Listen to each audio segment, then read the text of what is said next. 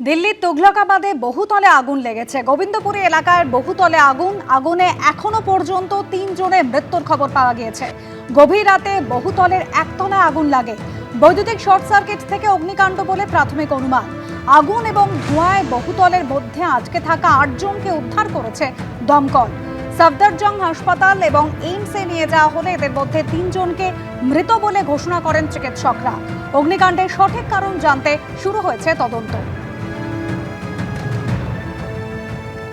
এখনো পর্যন্ত 3 জনের মৃত্যুর খবর। গভীর রাতে বহুতলের একতলায় আগুন লাগে। শর্ট সার্কিট থেকে অগ্নিকাণ্ড বলে প্রাথমিক তদন্তে অনুমান দমকলের।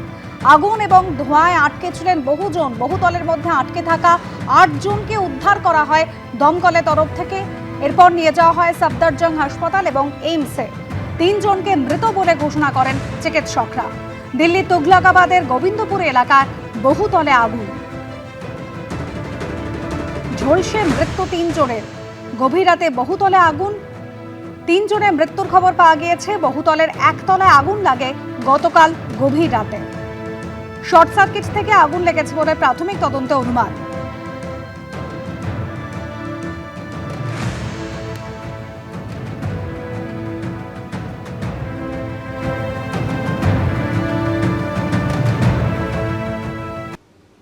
কল্যাণ বন্দ্যোপাধ্যায় রাস্তা খুঁজছেন কিছু বলার। এখন উনি ভালো সাজার চেষ্টা করছেন। কদিন আগে ছেলেকে ভোটের টিকিট পাইয়ে দিতে উনি ক্যামাক স্ট্রিটে গেছিলেন। ঘণ্টাখানেক সঙ্গে সুমন অনুষ্ঠানে এসে এমন মন্তব্য বিজেপির প্রতিনিধি সজল ঘোষের। এই যে বলছে আমাকে ওর জন্য চোর চোর শুনতে হয়েছে, এখন খুব গায়ে লেগেছে। আরে তোকে তো মাতাল মাতাল বলেছিল, সেদিন গায়ে লাগেনি।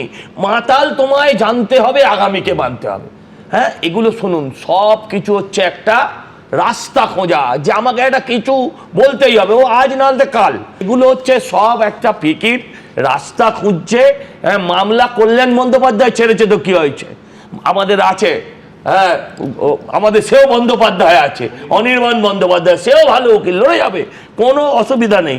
আমি বলছি লাস্ট লাইন অফ, বলছিলেন আপনি কি বলছিলেন, লাইন অফ ডিফেন্স। হ্যাঁ, আমি আঘাত করছি না, বলছি মুখপত্র করলি কবে, দল উঠে গেল যাবে, তবে থেকেও দায়িত্ব পেয়েছে বেচারি, কিন্তু লড়ে যাচ্ছে। আমি বলছি দেখুন, এই যে বললেন না আপনি যে বলির পাঁঠা খোঁজা হয়, ঠিকই বলেছে, বলির পাঁঠাই খুঁজছে। আসলে যা বলি হবার জনতা বলি দিয়ে গেছে। আপনি শুনলেন কি মারাত্মক কথা বলছে, দিল্লি থেকে এসছি ডিম মারবো বলে। আগে শুনেছিলাম দিল্লি থেকে এসছি ভোট মারবো বলে, এ বলছে দিল্লি থেকে এসছি ডিম মারবো বলে। মানুষের রাগ, মানুষের যন্ত্রণা, মানুষের ক্ষোভ কোন জায়গায় গিয়ে পৌঁছায়। কিন্তু এই যে আজকে সতীলক্ষ্মী সাজার চেষ্টা করছে কল্যাণ বন্দ্যোপাধ্যায়, মোটেও আপনারা ভুলে যাবেন না, কদিন আগে ছেলের টিকিট পাওয়ার জন্য এই কিন্তু ক্যামাক স্ট্রিটে গেছিল, এরাই ক্যামাক স্ট্রিটে গেছিল। ভুলে যাবেন না, যদি আজকে অভিষেক বন্দ্যোপাধ্যায় জিততো, তাহলে বাড়ির সামনে ডালা নিয়ে আরতি করতো, একদম ঠিক। আমি বলছি তোমরাও ভুলে যেও না, আজকে যারা তোমাদের দলের দিকে লাইন দিচ্ছে বা আলাদা ব্লক করে তোমাদের ফিলার দিচ্ছে, তাদের অনেকেও এইভাবেই টিকিটটা পেয়েছে। একদম দাদা, আপনি নিশ্চিন্তে থাকুন। আমরা দেখে নিয়েছি যে বুলেট প্রুফের বদলে এখন ডিম প্রুফ লাগছে, এটাও পাল্টাতেও সময় লাগবে না যদি আমরা ভুল করি। অতএব আমরা এইসব দিকে তাকাচ্ছি না। তাকাচ্ছ তো বোঝা যাচ্ছে, কারণ ভূপেন্দ্র যাদবের ফ্ল্যাটে মিটিং হচ্ছে। আরে দাদা, তাকাচ্ছ তো বটেই। ওখানে যেখানে যেখানে যতটুকু প্রয়োজন আছে দেশটাকে এগিয়ে নিয়ে যাওয়ার জন্য আমাকে তো আইনগুলো পাস করাতে হবে, সেখানে একটু পাশ কাটিয়ে সাইড লাইনে রেখে দিলাম। আগামী লোকসভা নির্বাচনে টিকিট দেওয়া হবে, তাদের জোটসঙ্গী করা হবে, এমন কথা করতেও বলা হয়নি। এবিপি আনন্দ, এগিয়ে থাকে, এগিয়ে রাখে।